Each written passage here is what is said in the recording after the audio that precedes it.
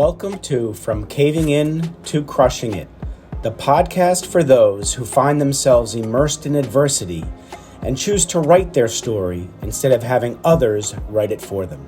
I'm Drew Deraney, and I'm your host.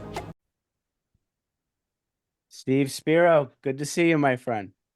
Drew, what's happening? All Good to right. see you. Thank you, sir. Always good to be in your space. The master connector. I love it. I love it. Coming at you live and direct. Live and direct. So I'm happy you're here, my friend. We were talking before I hit the record button that there's three types of men out there.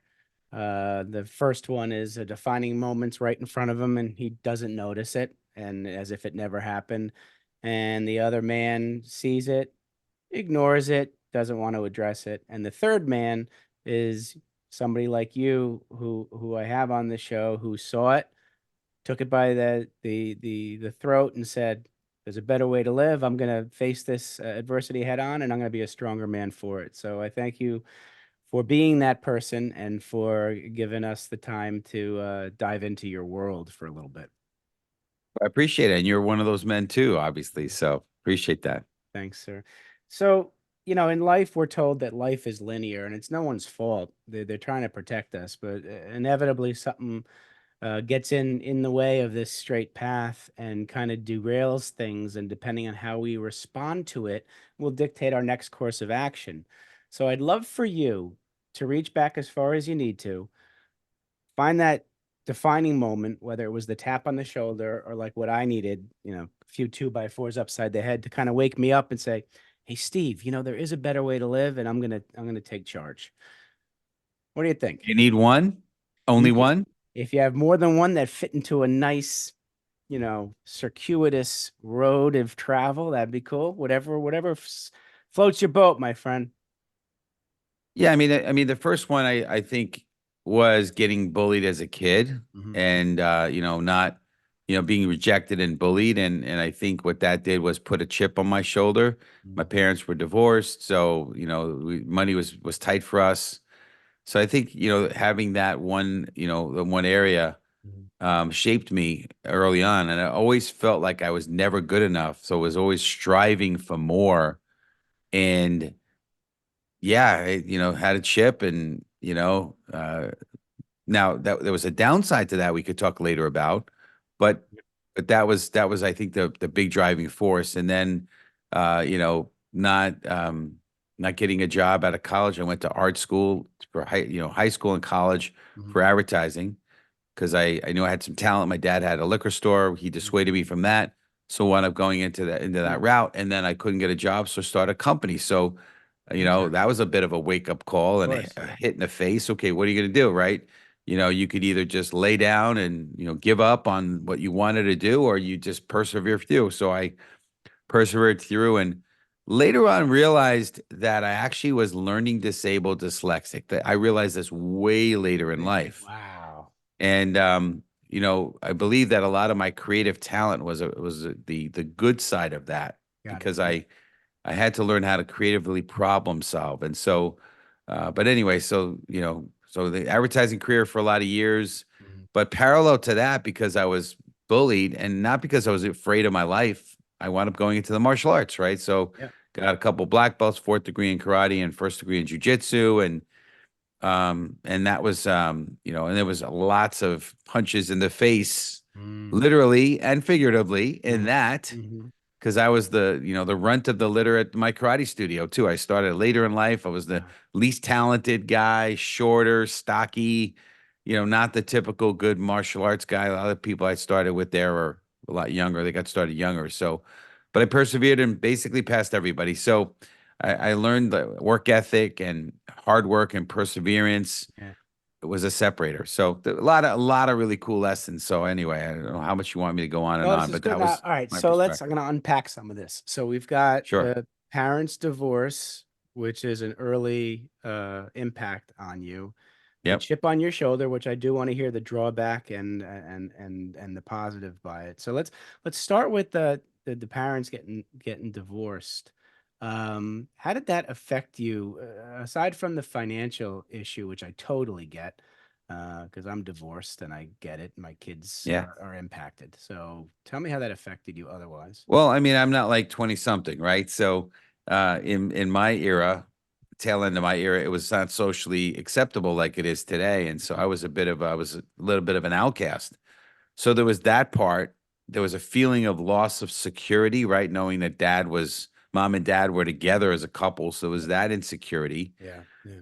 I couldn't say my dad wasn't around anymore because he was working all the time. He was never around mentally, emotionally, physically, ever anyway. Hmm. And on the flip side of it, the good thing was we had forced family fun because every Sunday my dad would pick us up, and because liquor stores back then in New York couldn't be open on Sundays, so we Okay. had our family day with dad, All right. which there was a lot of good memories from that. But Good. but anyway, so Yeah. that wasn't a downside. Although I will say this, not because of the divorce, but my dad played ball with me. I played baseball early on as a kid, little league and so forth. Right. He played catch with me one time. I didn't have the rite of passage father experience Okay. whatsoever. All And that right. was a big issue, and part of my low self esteem was a big factor to my because I didn't have anybody, a male figure, to validate me. Right. So Yeah. anyway, so that relates but doesn't relate to the divorce. But to answer your question, there was a lot of psychological hurt from that. And I don't know, I don't believe it didn't feel like to me at the time that, you know, uh, it was a version of rejection. Right. But what happened was a result of that, my mom started to reinvent herself and go for a career because she got married when she was 19, had me at 20. She Okay. got out of her house with her mom, who was divorced also. Right. Her mom, and she wanted to just start a new life, so she figured get married early, young. So she was not a career woman back then in the 50s. It was like, okay, you just get married. That's what women do. You Right. don't have a career. Right. But now she's a single mom. She had to raise kids, expenses, money was tight. So she worked and went to school. So there was complete abandonment, if you will. Wow. My Yeah. father wasn't around except for the forced fun Sunday thing. And then my mom was not really available anymore either. So Mm. that was a big blow. And I felt like, I was isolated and rejected, if you will. And, but, whatever doesn't kill you makes you stronger, right? And it's what Absolutely. shaped who I am, Hmm. good and bad. Yeah, that's true. I remember that old term latchkey kid back in the Yeah, 80s I was one of them. where you come home and no one's there Yep. and yeah. And all right, so you're carrying that with dad. Yeah, and it's so important for a young boy to have a strong male role model. And do you think that played a part into you mentioned the low confidence, but how about the bullying aspect of stuff? Oh no, I found out later in life that my dad was also bullied. He didn't help me. He didn't show me how to fight. Didn't none of that was Ooh. even in the picture whatsoever. Yeah, that's interesting because it might have been a good thing for you to know and have that discussion because, it's in a way we put our parents up on a pedestal, right? That they're perfect Yeah. and if and yeah, and it's interesting. So tell me with the chip on your shoulder, you said it's good and not good. So where's the not good of having the chip on your shoulder? I understand the good because you're able to take care of yourself and where's the not good? The not good was that it really was hard. I had horrible people skills. Horrible. Okay. All right. All right. Yeah. So like I isolated, and all I wanted to do was work. In fact, I was so wounded and broken and had this chip going on that I wound up just basically getting busy, and I did, always three or four things going on at the same Mm, time. When I was younger, I went to school. I would work on my dad's liquor store. I did some other stuff. It just, then later on, uh, school, tennis. I was always trying to keep busy, which I feel early, in my own mind, it was like I want to succeed, I want to achieve, right? right. But I also it was a way of me isolating from other people. Now, unbeknownst to me, Mm, I went to high school. I commuted in from the Bronx into New York City. So okay. there was no traditional neighborhood type experience for high school, Right, like right, most right, people experience, right, no community type experience. right. And I went to college for the same type of way, where I Mm, went commuted into into the city for college. wow. So it just reinforced isolation, Yeah. this sort of mentality of it's up to me. you're a person, people in my life were just, they were in the way of me In the way. succeeding. Yep. Right. And so I was the guy that said, if you had something that was a different thought than me, I'd be like, you're wrong. Like, not like, Mm. well, listen, I know how you feel. If I was Right, in your right. shoes, I'd feel the same way. Let me tell you what I found. None of that. I was just like, you're absolutely, you're wrong, like with attitude. Right. So I was just edgy and punchy. And Mhm. that's where that came. So I kind of didn't care about people. Right. Because they were just my short experience at that point, in my early, childhood and the beginning of the early adulthood. I People were just there to hurt me and not be there for me. That was my feeling. So That's I was like, I don't need anyone. understandable. Yeah. Yeah. Well, it's amazing because you are completely the opposite person now from the individual you're describing. Yep. So, how did you get to be the Steve Spiro you are now, the master connector? I mean, 40 years ago, would you have thought they'd be calling you the master connector? Who'd have thunk? Yeah.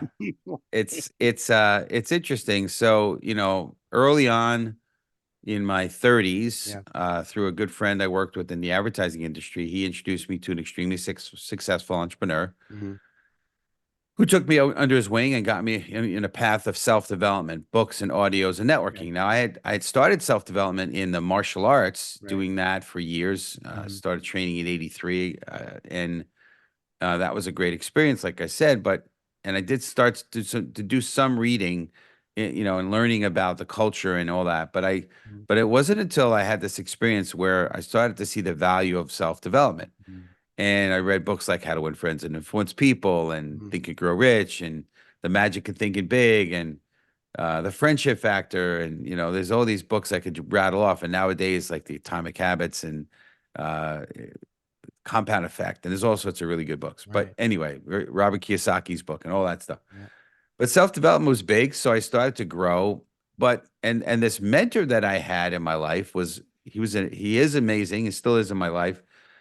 But he was so amazing and so charismatic and funny, and I just looked at him and I'm like, I can't be that. And I always felt like I was a second class me. And I always felt inadequate. And in Huh. fact, the way I lived my life for a very long time, I would look at people and I'd be like, man, that person, wow, I'm not gonna, I fall short, right? Mm. Wow. So there was a lot of growth that had to happen, and Right. it Absolutely. wasn't until much, much later, not that long ago, quite Mm. frankly, Yeah. that I was able to come to terms. And I realized, what, I'll be a second class somebody else, but a first class me. And Mm. I started to get peace within myself, and I started to learn that, I felt better when I was others focused instead of so focused on me. Because when you're wounded and Mm. broken, you're Mm. Yeah. only thinking about self-preservation. You're thinking Absolutely. about protection. You're thinking about Mhm. survival, right? That's it. And so that's where I was. But now I started to become others focused, and I felt better. And as I made people, enriched people's lives, and I heard positive things back, it reinforced the self-image thing for me. Hmm. In fact, Yeah. I heard my mentors tell me that he said, what self uh, image is based on? It's a lot of things, but he said it's not what you think. It's not what you think of me or what I think of me. It's what I think you think of me, Right. right? Oh, okay. Yep. Yeah, which I thought was an interesting perspective. It is. And so yeah, so I was finally started to heal. I also started to see the value of being transparent and authentic and I love that. leading with my vulnerabilities and Yep. my Hmm. weaknesses. Yep. And I also saw barriers being broken down. I saw the connections became powerful. Yep. I found that my confidence I became incredibly confident Hmm. and Hmm. powerful. And, not in an egotistical way, No, but, I hear you. because when you're you have kids, right? I mean, Yep. when you know that they're hiding something, they're Yep. kind of meek and they're kind of like Hmm. they're a little insecure. But when you're not worrying about hiding anything, you're confident, Exactly. right? And so I'm Hmm. like, I'm not hiding anything anymore. I am who I am, and you like it, you don't like it, but I am who I am, right? Yep. And become confident. So that's what happened. Now, one of the things that my mentor did, which Yeah. really challenged me, stretched me big time, is he told Okay. me to meet three strangers every day. From the Interesting. Bronx, New Yeah. York, whatever. I mean, I left the Bronx when I was That's 16, right. but I was Westchester County, still New Yeah. York, living, working in the city a Yeah. lot. I mean, yeah, you're going to get Meet the shot, new kidnapped, people. or killed if you talk Mhm. to strangers. Yep, That's the yep, perception. yep, that is the perception.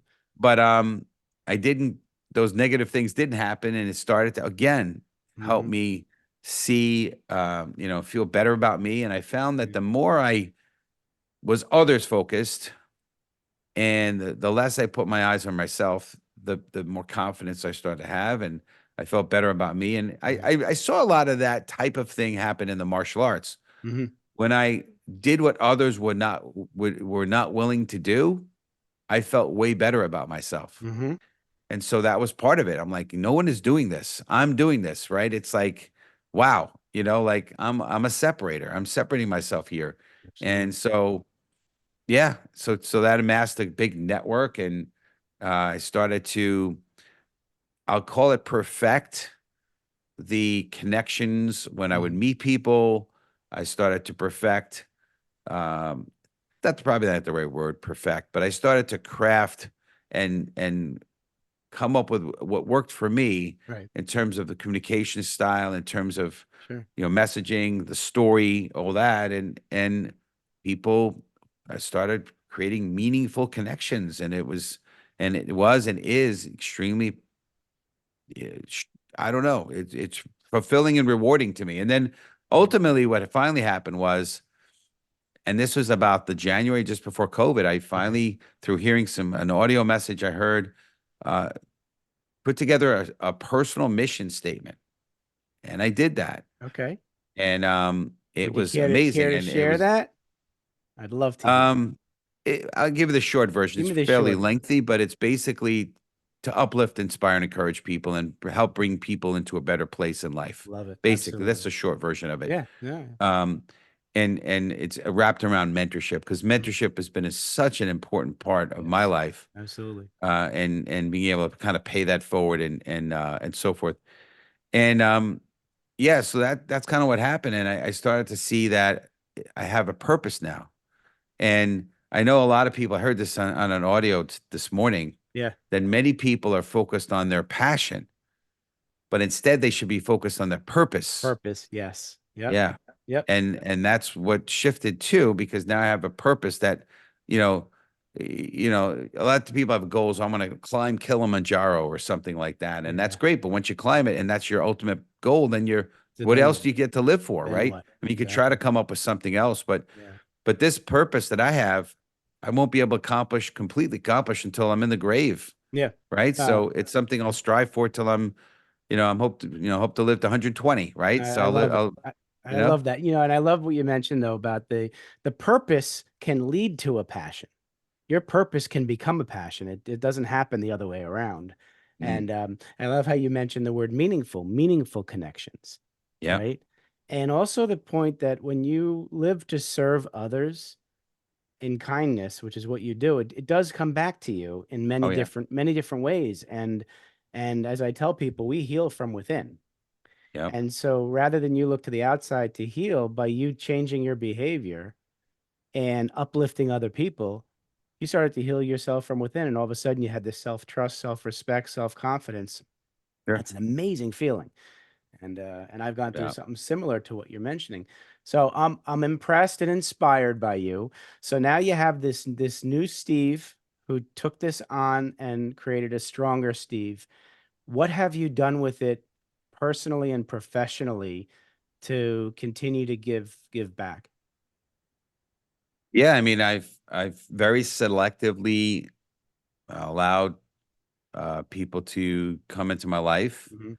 and I'll mentor them. Right. And I've been able to be blessed to pay it forward. And some of the areas that I've been blessed financially, spiritually, physically, I've paid some of those things forward, and passed it on to Mhm. other people as well. So that's been one factor that's been extremely rewarding. Beautiful. I have people that I've known for over 20 years that are that to speak of, to say they're very grateful Mhm. that I came into their life, because I've been able to do that, and pay it forward with them. Speaking, right, it's a huge part of it, right? I Mhm. mean, that's why, I call myself an inspirational speaker, not a Yes. motivational Right. speaker, because I want to Inspiration. inspire people, Absolutely. and I inspire them through, I want them to, the takeaway is, hey, listen, if this guy could do it, I could do it, right? Hmm. A big Hmm. part of what my message is not only authenticity and being others focused and building community and growing connections, but it's having the grit to overcome obstacles. That's a big Absolutely. part of it. And Hmm. I've had a lot of those, those obstacles and challenges, but having the grit. I tell people all the time, if you don't quit, you win, right? And so just so speaking is an opportunity to share that and hopefully inspire people. Obviously do that, not only on a stage, Yeah. but I do it through my broadcast. I have my Of LinkedIn course. Live broadcast, the Master Right. Connector show, Hmm. 1 p.m. Wednesdays, 1 p.m. Eastern, little Yes. shameless plug there. No, keep But yeah, I doing it. mean, that's happening, in Yeah. another area. I put out posts every single day. Yeah. It's an uplifting message I'm putting out every day. The show, by the way, our mission of our show is to be the light, uplift, inspire, and encourage. So that's in line with that. The message, the posts are also in line with that. Right. Obviously the speaking, like I said, and then lastly, I wrote a book recently. I know you did, Yes. but this book is the Tao of a Master Connector, and it's I love it. again, the purpose of it is to inspire people to make them better, and it's just the things I've learned along the way. The Tao of a Master Connector, Tao meaning the way, Hmm. right? Not the path. It's Right. not about Taoism or anything, No, no, no, no. but the subtext being the way an introvert became a master connector, right? Love that. So it's Absolutely. just Absolutely. it's meant to be somewhat of a not blueprint because everyone's blueprints could be a little Differently. differently, Right. but it's just a way that you can an example, right? And Hmm. hopefully people will and the feedback's been great on the book, by the way, but hopefully people will take it and it'll inspire them to maybe go and do something that's maybe outside of their comfort zone I love it. and Show achieve the what they book want. cover again. Sure. And where can we find it? It's on Amazon. Hmm. Amazon, Perfect. you can order it through that, through Barnes and Noble online, and then also the Audible is available as well. Beautiful. Yeah, Beautiful. Beautiful. So, all right, Steve, I could talk to you all day, man. This is you uplifted me, so that worked. It worked. So I want to give you a awesome. couple questions. Sure. So you have the opportunity of sitting down with young Steve, um, the 7 to 10 year old version of young Steve, and you want to give him advice about life. What are you going to tell him? Yeah, I would say this. Number one, focus not so much on the what and the how, but focus more on the who and the why. The why meaning where do you want to go? How do you want to live your life? There's so much focus and emphasis on younger people Mhm. on finding that what and Yeah. the how, right? The Mhm. job, the career, Yeah. instead of, how do you want to live? Like how do you want your life to be? And then of course you can get deeper with that with purpose. Yes. What's your why could also go deeper to purpose. Is there a Right. purpose? Why you're here? Okay. So that would be one aspect, and the who part of it Mhm. is also important to me. Is that it's find a mentor, Yeah. find somebody who's in life where you want to be, that will physically not just tell you how to Mhm. succeed and how you want to accomplish. And by the way, who has the fruit on the tree? Right. In other words, they're not just financially well off, but they have a great marriage. They've Mhm. got peace of mind. They've got Mhm. they're in good financial standards. They've Right. good spiritual life, whatever. I mean, those things are important. So find someone and see if you can help, somehow convince them to mentor you. So Absolutely. that'd be another thing I would tell them. I love that. Uh, but how to do that? I would say, start networking, right? I mean, Mhm. obviously that was something I didn't know to do until way Yes. later in life, Absolutely. but start networking. The power of networking is so, so important. It is. So mentorship, the power of the why, I, and have the ability, the power of networking or connecting yeah. is so so important. So those are some things I would want to tell my younger self I love that. um, today. And the last thing I probably would say is listen, you could do it, Yeah. and just I would encourage my younger self because there was so much insecurity and Mm. and lack of belief in myself. So I'd probably do a really good job of uplifting and encouraging my younger self. Absolutely. All right. So different hat. Now you're sitting down with young Steve, the young entrepreneur, young businessman, and you want to give him advice about business. What would you tell him? It's not that dissimilar, quite frankly, be honest. And, it's similar, but my four pillars is something that I've sort of built Yeah. my more recent lifestyle on. And in the last 3, 4 years have been the best financial years of my life. And I believe it's because of these sort of four pillars. Yeah. And that is, build community, grow connections, like I said before, continue to grow, whether that's, through networking, connecting, however you're doing it, but build that community. And because your tribe is your vibe, right? And you want to Yep. build the Yep. right kind of community, right? Absolutely. And second is being authentic, right? It's if everyone sells, but we're so often very pitch oriented and Yeah. typically, right? Yes, Ditch absolutely. the pitch, right? Yeah. Stop the pitch Yeah. slapping, right? Yeah. I PITCH, like that. right? Yep. Yep. Right? Stop that and Yeah. let's get into being authentic and Mm. and in along with that, let's be others focused and be that Mm. kind of go giver. And when you find what people want, you can help them move heaven on earth. They want to move heaven on earth to get it, right? So Absolutely. whatever, and that's straight out of Dale Carnegie, How to Win Friends and Influence People. But Yeah. so just be others focused, be a go giver, and then just make sure you have the grit because you're going to hit obstacles and challenges. But know again, if you don't quit, you win. And I would say that. And then last thing, again, focus on how you want to live instead of that the what and the how, Hmm. right? Because a Yes. lot of Yes. times there's so much focus on that. So a little redundant. I would No. probably want to say the same. You know what? I understand that it's a challenge to separate the two in life and business because it is really one and the same. The audience certainly captured the essence of Steve Spiro, and they're going to want to get more of you. So, gang, anybody out there listening, check out Steve's website, stevespiro.com. You're going to find everything there. And I do suggest you get in touch with him and get to know him if you want to be inspired and uplifted, that is. And he's well Absolutely. worth getting to know and having into your life. And I want to thank you, Steve. And I also want to, thank the Master Networks community for that's how we met. Yes. And I'm grateful that you're in my life, my friend, my newfound brother. And let's continue our conversation and our collaboration because we are two of the many men out there who want to help change the world for the better. So we're going to bond together. No doubt. True success is how many people are better off because we were here. Absolutely. And we're in line with that for sure. Absolutely. I Thanks so much, appreciate Steve. you. I appreciate you too, my friend. Hey, thanks so much, everybody, and be well. Thanks so much for listening. If you enjoyed the episode, please subscribe and give us a review to help others find it. I'd like you to answer this question. Are you living the life you want to live, or are you living the life others want you to live? I'd like you to think about that for a second, because I strongly suggest you live the life you want to live.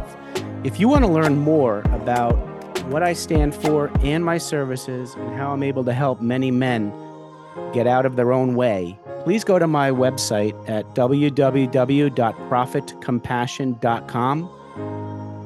Feel free to also email me at drew@profitcompassion.com. I'd love to have a conversation with you. Take care of yourself and choose to write your own story instead of letting others write it for you.